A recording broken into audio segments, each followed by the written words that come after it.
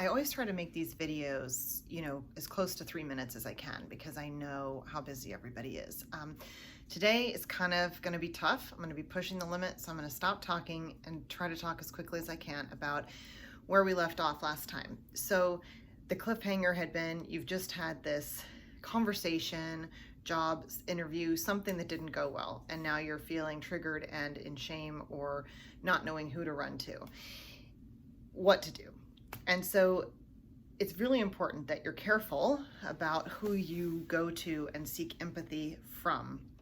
Seeking empathy, I really want to advocate, is a huge way to get out of shame, but you have to be careful who you go to. And this is where the acronym from Brene Brown called BRAVING really comes into play. And if I had a whiteboard, I would use it, but I'm going to just go through this. I'd like it if you could get a piece of paper and write down these words. So B is for braving. Is for boundaries. Boundaries, you want to make sure, and that's a whole other topic that we're going to get into later, but you want to make sure that the person you go to respects and knows your boundaries. R is for reliability. You want to make sure the person that you can turn to is going to be reliably there for you. Doesn't mean that they can't see you immediately, that they can see you immediately. Maybe they'd want to see you a little bit later, but you can count on them to be there for you. A is for accountability, that if they can't be there or if they don't go well, things don't go well when you speak with them, that they own their part in the situation, that they are dependable, and fess up when they're at a loss of what to say or what to do.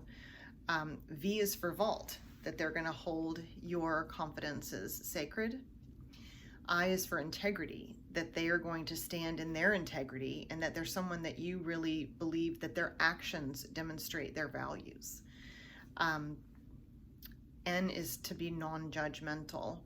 That person should be somebody that is going to be able to sit and not criticize or judge you for what has happened or how you've responded or how you're feeling, right? That they're just going to be neutral.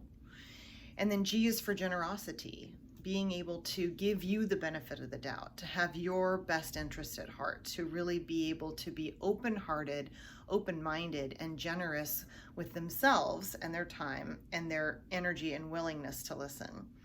Now, these are a lot of things to ask of one person, right? And this is the thing too, is you can trust, these are all elements of trust.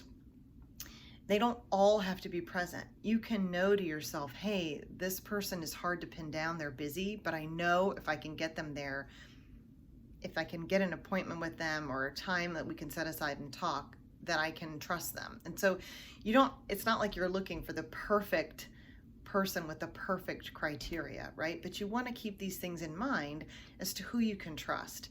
You may know that the most important thing to you is that they keep it a secret. And so vault is the most important thing to you. Maybe reliability is most important to you. Maybe just being non-judgmental is all you need.